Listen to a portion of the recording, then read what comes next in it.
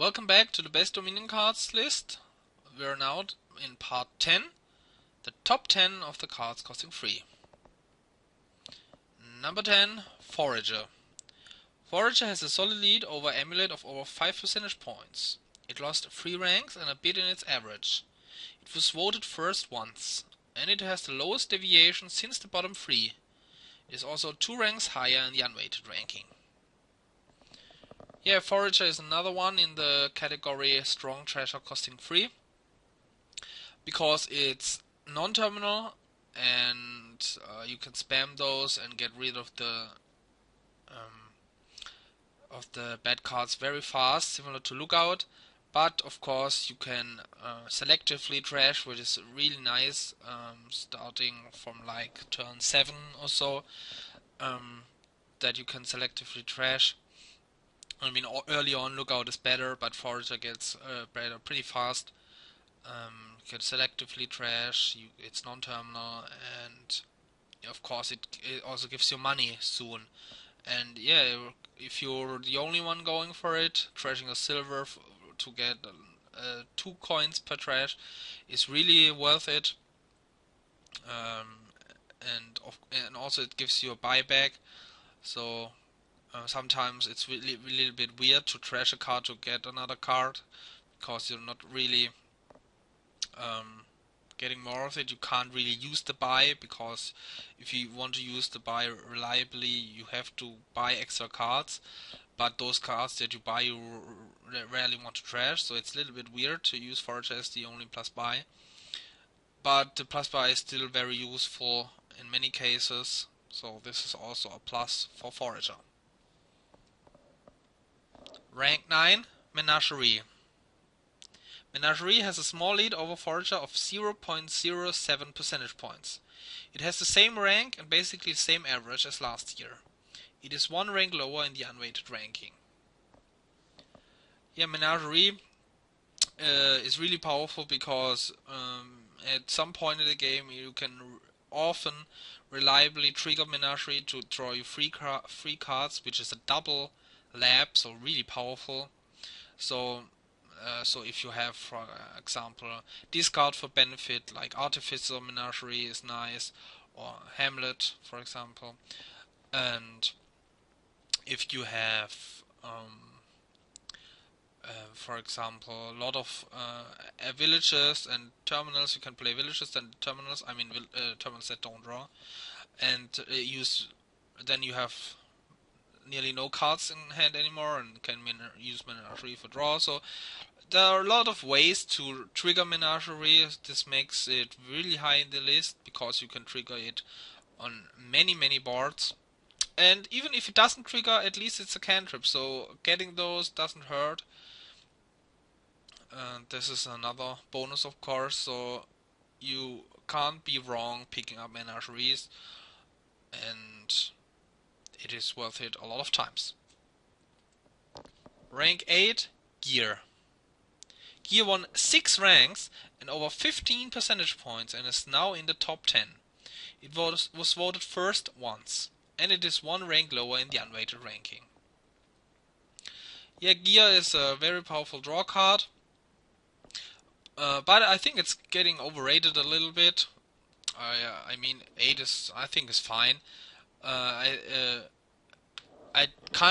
mean, Gear Big Money is very powerful, of course, but I don't think I've ever played it, because most of the cases Gear also enabled an engine, and the engine just seemed better in most cases.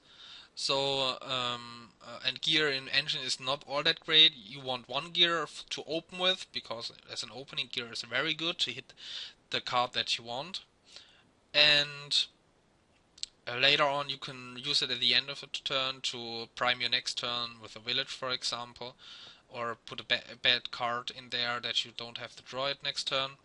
But you rather want the gears next turn to use it for the draw.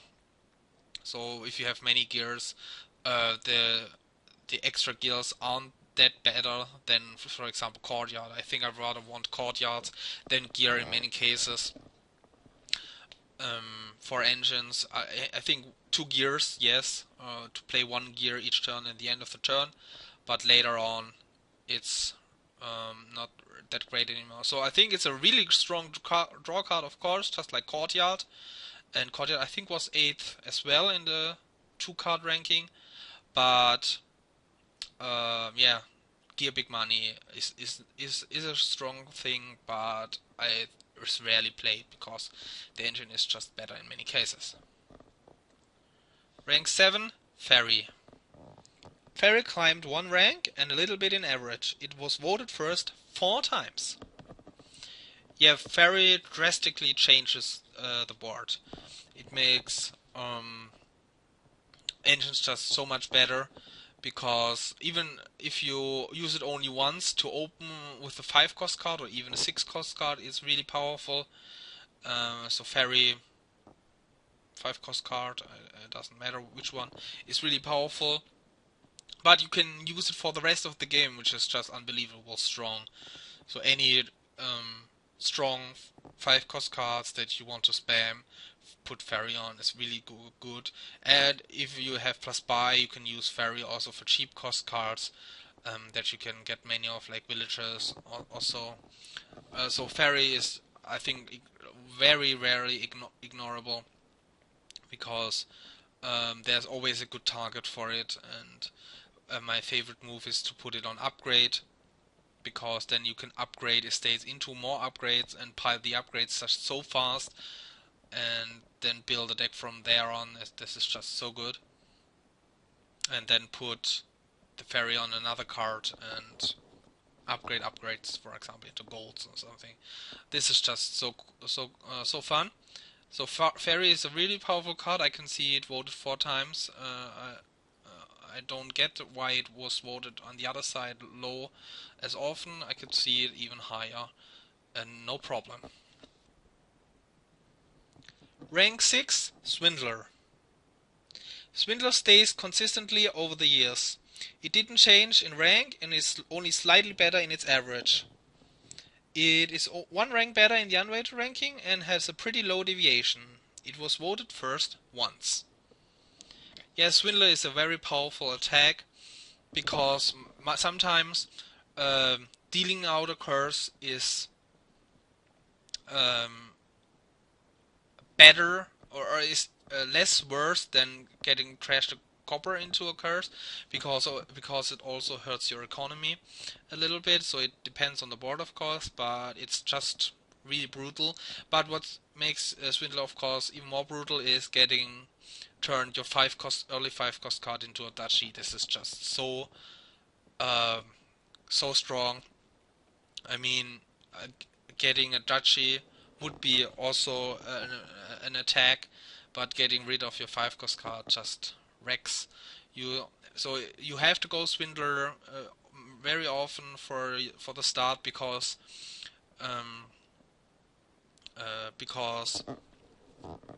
you can, the upside of hitting your opponent's key card can just be game winning for you. And even if there's strong trashing, you still hurt his economy if you turn his coppers into curses. There are still rare scenarios where Swindler is not the way to go.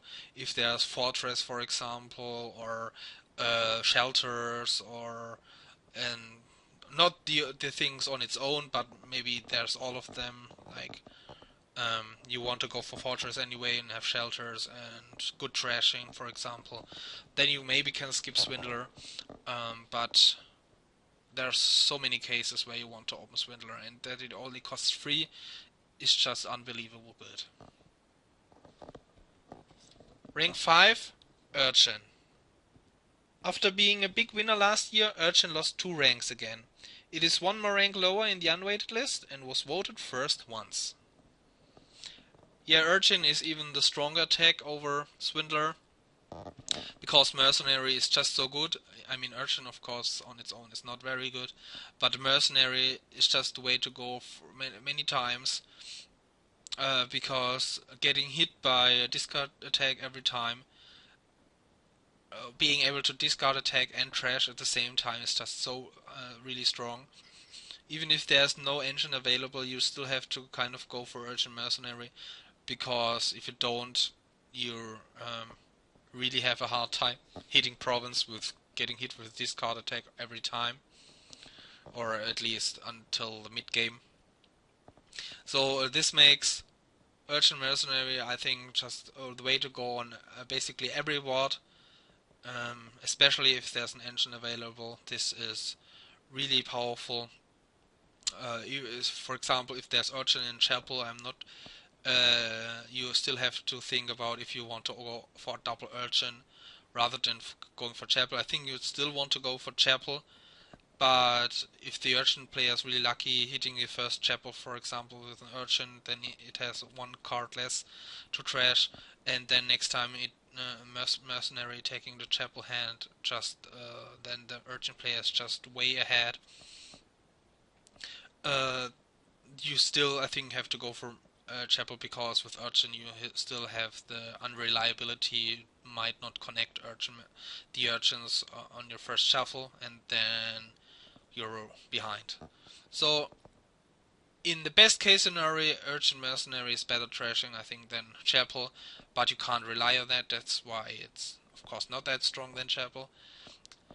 But yeah, Urchin Mercenary, strong trashing and strong attacking, and this in one card. Yeah, this makes it a top 5 card. And see you in the next top 4. And number 4 is Fishing Village. Fishing Village is one rank better and therefore continues to stay in the top 5. It was voted first 5 times. It has the second lowest deviation in this list, and the unweighted ranking it is 1 rank higher. Yeah, Fishing Village is a really strong village, because it gives you plus 3 actions, and the big thing is that it guarantees you to give a village effect for the next turn. So this makes engines just so reliable, especially in the early game. You can easily get a draw card and be pretty sure to have don't draw anything dead, because either you play the Fishing Village this turn or you play next turn. Either you played the Fishing Village this turn or the last turn. This is pretty likely. Also, you can get them pretty early over silver, because it's basically silvers with only a plus side. I mean, if you draw your deck, then you might prefer silver over Fishing Village, but getting a silver split over 2 turns is just nearly as good as a silver. So in engines, you really don't want silver over Fishing Village, just like in games of attack you don't want silver over Lighthouse. This is the same case. Yeah, being nearly I think you might still want to open silver over Fishing Village if you want to hit a 5 cost, because with Fishing Village the chances are a little bit lower. But still, Fishing Village is just as strong as is just stronger than silver. In general, you might open with silver, but then you spam Fishing Villages later. The big downside, of course, is that it doesn't draw, so you need good draw, of course, for your engine. So, of course, Fishing Village Dwarf is just amazingly good. And other strong draw cards, of course, with it are just as good as well. Like Hunting Grounds, if you have the plus buy, and so on. Yeah, so Fishing Village makes engines really strong, and it gives also economy, so you don't have to worry about that as well. You can trash down, have a couple of fishing villages, and have still like 5-6 coins each turn extra. So this is a really strong village, and will be bought basically in every engine. Rank 3, Steward. Steward rises 1 rank and is higher than ever before. It is still 1 rank lower in the unweighted ranking and was voted first once. Yeah, being able to trash 2 at once makes it stronger, of course, than Amulet, because Amulet misses shuffles. Trashing 2 is just so good. You want to open even double Steward very often. Being able to trash 4 cards in turn for 3 and 4 combined is just so good. And what it makes it also better than Amulet, I think, is the plus 2 cards option, because normally you want to trash down because you want to build an engine, And if you have trash down in a couple of villages, you can still use the Steward for draw. So you need less draw cards if you opened with Steward later. Of course, it's not amazing draw, but it's still plus two cards, just like Gear or Oracle or others. But even if you overdraw, you can still also use it for plus 2 coins. So its flexibility makes it just so amazing good.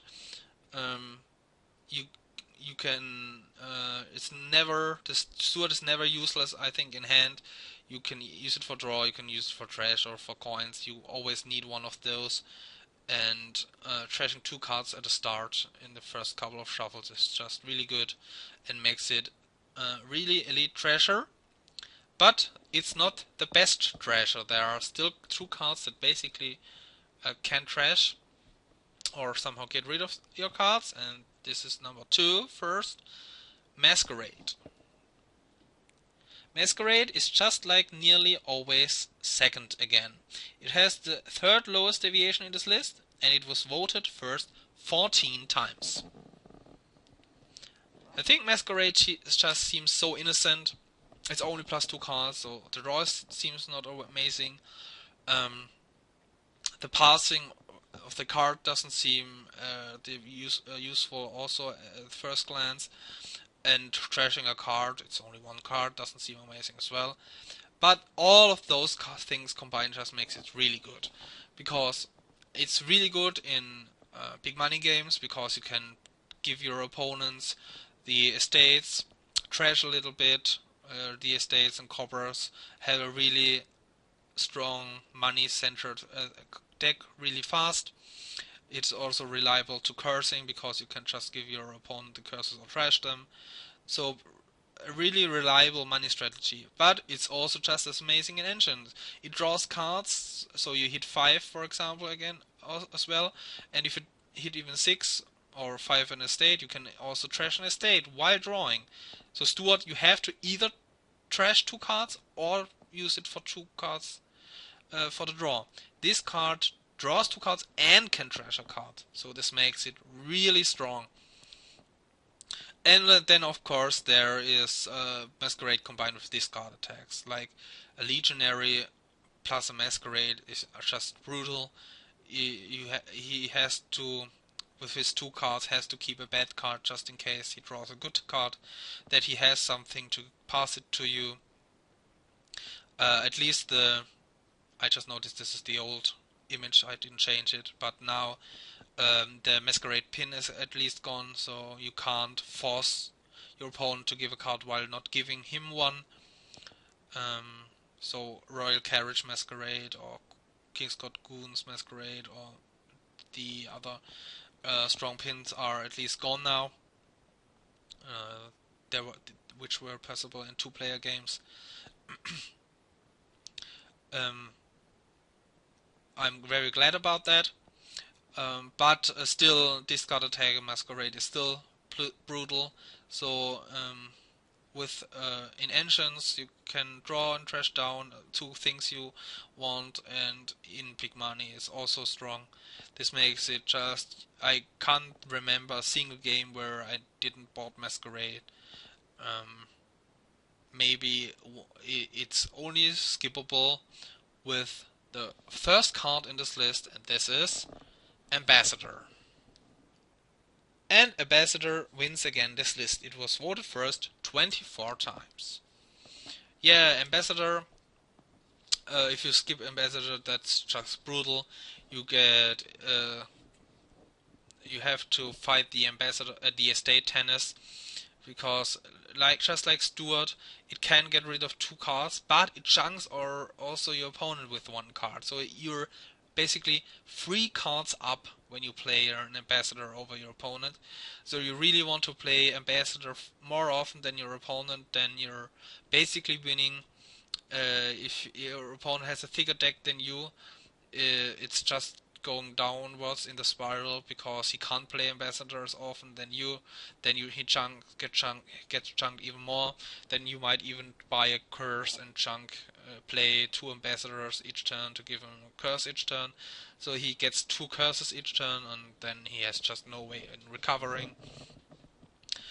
So opening double ambassador or ambassador village, getting a second ambassador next shuffle is just the way to go often, just to get rid of your starting cards and chunk your opponent and build an engine from there.